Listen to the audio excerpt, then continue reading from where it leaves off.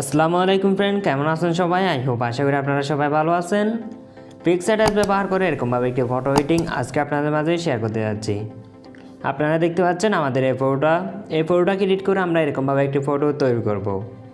তো চলুন এবার আমরা পিকচার্ট অ্যাপস ওপেন করে দেখি, আপনাদেরকে দেখিয়ে দিব আপনারা কীভাবে এরকমভাবে একটি ফটো এডিট করবেন।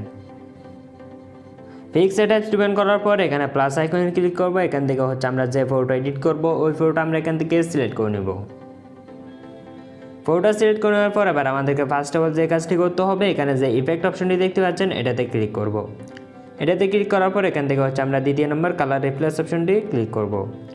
এবার এখানে যে গুলবৃত্তির মাঝখানে যে প্লাস আইকনটি দেখতে পাচ্ছেন এটা আমাদের ফেস বরাবর আমরা অ্যাডজাস্ট করে নেব। এরপর এটাকে আমরা পেস্ট করে দিব। এরপর আমরা এখানে টিক মার্কে টাচ করে দিব। এবার দেখতে পাচ্ছেন আমাদের ব্যাকগ্রাউন্ডের কালারটা কিন্তু সম্পূর্ণ আকারে চেঞ্জ করা হয়ে গেল। এবার আমাদের ব্যাকগ্রাউন্ডের কালারটা অ্যাড করে ডিপ কালার করে নেওয়ার জন্য আমরা এখান থেকে টুলস অপশন ক্লিক করব। এখান থেকে আমরা কার্ভেজ অপশন ক্লিক করব। এখান থেকে আমরা ব্রাইটনেসটা হালকা করে মাইনাস করে নেব। ওকে, এরপর আমরা এখানে টিক মার্কে টাচ করে দিব। তো এবার আমরা এখানে একটি পিএনজি সানলাইট অ্যাড করব। তো এই জন্য আমরা এখান থেকে একটু নিচের দিকে চলে আসবো। এখানে যে অ্যাড ফটো অপশনটি দেখতে পাচ্ছেন এটাতে ক্লিক করব। এটাতে ক্লিক করার পর এখান থেকে আমরা এই সানলাইটটি অ্যাড করে নেব। এখানে এই সানলাইটটি অ্যাড করার পর এখানে সানলাইটের যে ব্যাকগ্রাউন্ডটা দেখতে পাচ্ছেন এই ব্যাকগ্রাউন্ডটা রিমুভ করার জন্য আমরা এখান থেকে একটু নিচের দিকে চলে আসবো। এখানে যে ব্লেন্ড অপশনটি দেখতে পাচ্ছেন এটাতে ক্লিক করব। এটাতে ক্লিক করার পর আমরা এটাকে স্ক্রিনে করে দিয়ে দেখতে পাচ্ছেন ব্যাকগ্রাউন্ডটা কিন্তু রিমুভ করা হয়ে গেল। তো এবার আমরা এই পিএনজি লাইটটা আরেকটা কপি করে নেব। কপি করার জন্য এখানে যে বাম সাইডে যে কপি অপশনটি দেখতে পাচ্ছেন এটাতে ক্লিক করবো। এখান থেকে আমরা আবারও কপি অপশনে ক্লিক করব। তাহলে দেখতে পাচ্ছেন আমাদের পিএনজি লাইটটা কিন্তু কপি করা হয়ে গেল। তো এবার আমরা এটাকে যে কোনো একটি জায়গায় অ্যাডজাস্ট করে নেব। এবার আমরা এখানে ধরে এটাকে আমরা একদম বড় করে নিয়ে আমাদের ব্যাকগ্রাউন্ডের কালারের সাথে অ্যাডজাস্ট করে নেব।